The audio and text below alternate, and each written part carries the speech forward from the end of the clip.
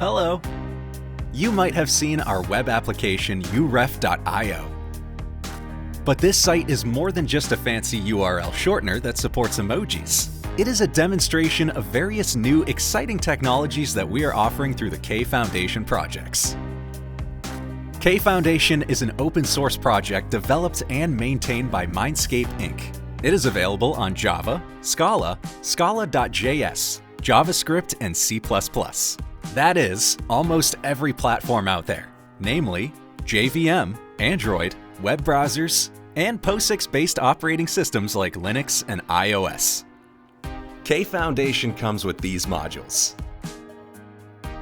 Universal UI, a portable omni-media graphical content development technology that comes with a declarative DSL and a data flow logic API. Universal serialization, that allows entity module objects to be serialized and deserialized to and from virtually any storage format. It is the only serialization solution in existence that is so versatile. It can be used to exchange data with a database, just as well as it can be used between web clients and servers. Universal Culture is a localization solution with new advanced features. And finally, the namesake of uref.io, Universal Reference, which is a 128-bit address system. As you have noticed, universality is a central theme in the K Foundation. There are not one, but 4 different aspects of the word that we are interested in. In the context of hardware, K Foundation is optimized to work on small and low-energy devices. In the context of the software universe, K Foundation is available on most platforms, including POSIX, JVM, and browsers.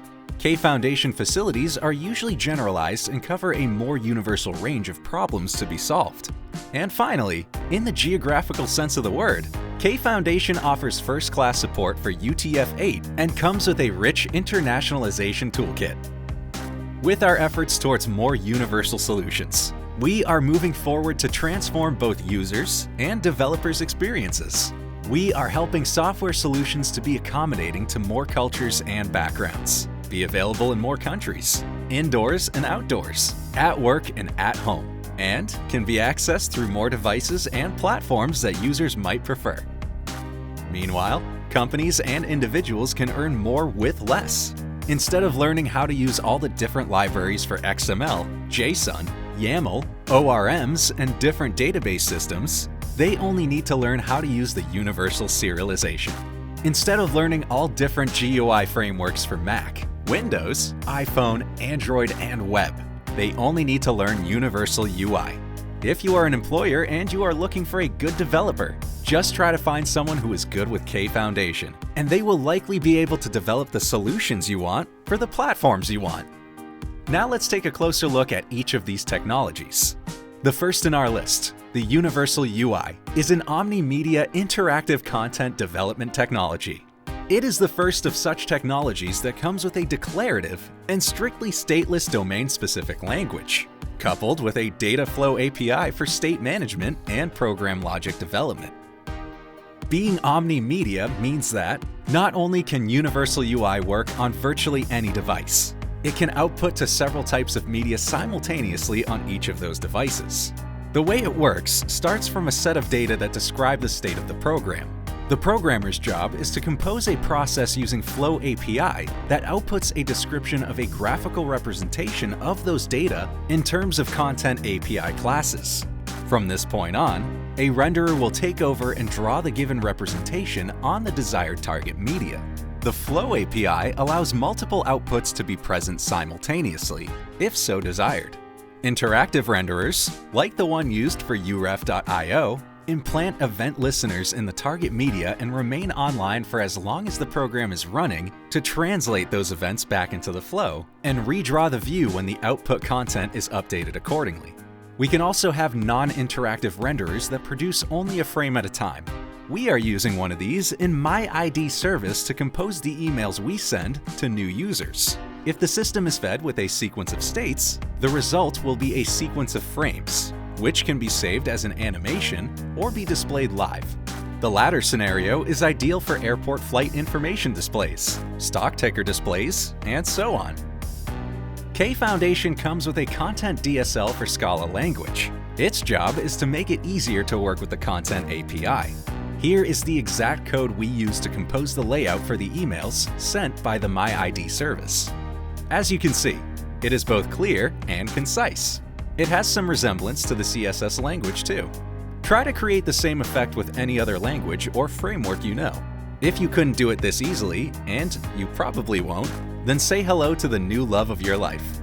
If you are not using the Scala language, you can still use the Content API directly in other supported languages.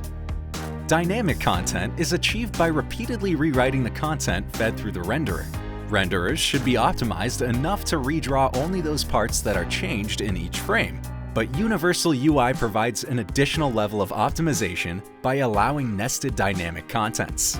The developers can specify which parts of content are dynamic and update them at different rates, just where and when necessary. Content API can remain strictly stateless because it is bundled with a construct we call a flow graph, whose explicit job description is to be stateful. Flow graphs are constructed using Kfoundation's Flow API. A flow graph acts as an asynchronous fixture of pipelines that process and conduct data towards the renderer. It can have multiple inputs, outputs, and even loops.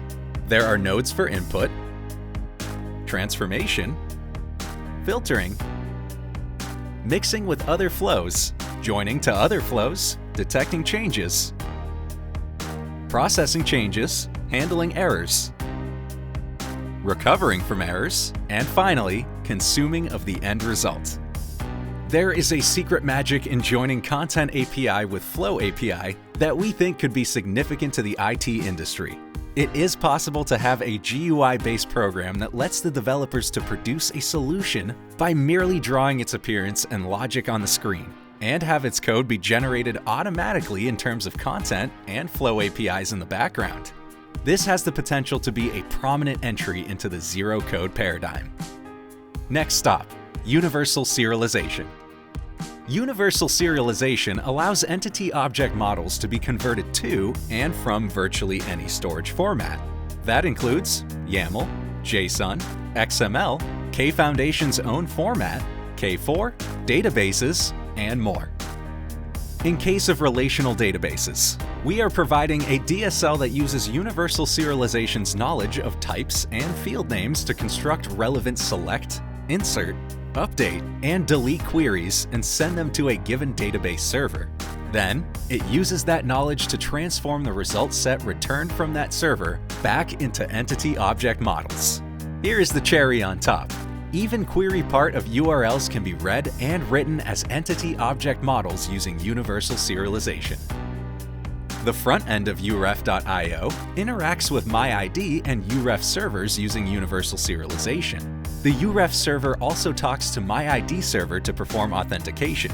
Even though server programs run on JVM and client programs run in JavaScript environment, because Kfoundation is portable, both uref server and client reuse the exact same source code to talk to MyID server.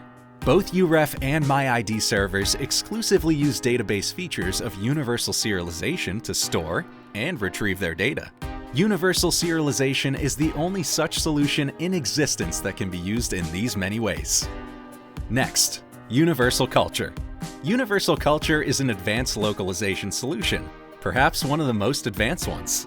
It does away with global language settings. This makes it easier to develop stateless servers that can serve many languages and cultures at the same time. Thanks to Universal Serialization, dictionaries used by Universal Culture can be stored anywhere in any desired format, including in databases. In fact, they can even be read from multiple sources of different kinds and be merged together before use. Depending on your company, English might be a second language in your system. You have the freedom to declare any main language to fall back on when a translation is missing. In fact, you may have different fallbacks for different languages. If your system supports similar dialects, fallbacks can be a real lifesaver. Another life-saving feature is parameterized translations. Dictionary records can accept user parameters that will be recursively localized. An example of this feature in action can be found in uref.io, where an error message reports missing parts of the URL being entered. The name of the missing part is a parameter that is being translated separately.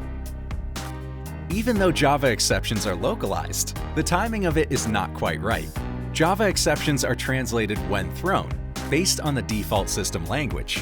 In contrast, Kfoundation exceptions carry a set of parameterized keys, which remain that way while being forwarded, until the time they reach the target user, at which point they will be translated.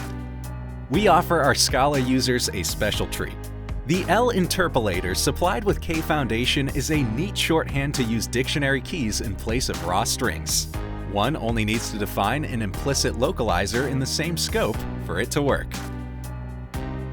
The name of uref.io stands for Universal Reference. The website is practically a toy application. The concept of uref itself is way much bigger. uref is a 128-bit address system that is designed as an alternative to IP addresses, including IP version 6. IP address is designed to refer to machines. uref is designed to refer to software entities. In fact, one of the prominent features of POSIX edition of Kfoundation is that it replaces C++ pointers with managed references. These references are represented and stored as uref.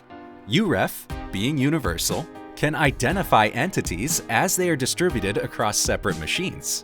This capability is used in Norba architecture to distribute a program across multiple machines. The video here shows Norba turning a cluster of 8 computers with 16 monitors attached to them into a single bigger virtual computer with entities on each physical node able to refer and talk to the others using their uref addresses. The function of uref.io is very simple. It is based on MyCloud Platform, which internally identifies all data entities using uref. The only thing that the server does here is to store URLs in a database and use the last part of the uref of the corresponding record as alias for that URL. It adds a few bells and whistles to it too, like reusing uref for URLs that are already in the system, and the ability to define additional Unicode aliases. And one more thing. We are shipping a new language with Universal UI called LowTech. An example of its usage is on the About page of uref.io. LowTech is like the Markdown language, except it is marked up. As its name implies, it has some resemblance to the LaTeX v2 language. It is designed for people who want the simplicity of Markdown with well-defined structure and extensibility of a marked-up language. LowTech is specially useful for storing formatted text in dictionary and database records. We believe Kfoundation has the potential to make a real difference in the industry, and hope you find all of its modules useful for your projects. Modules like Universal UI, a technology that allows you to render any interactive or non-interactive content on virtually any media. Universal Serialization, a versatile solution to exchange entity object models between clients and servers, or store them in virtually any format. Universal Culture, a powerful and easy-to-use API that lets you deliver your solutions to more of the world. Universal Reference, an address system for everything in the multiverse. And LowTech, a simple but versatile typesetting language. Please always stay tuned for more, because we never stop to explore, dream, and create.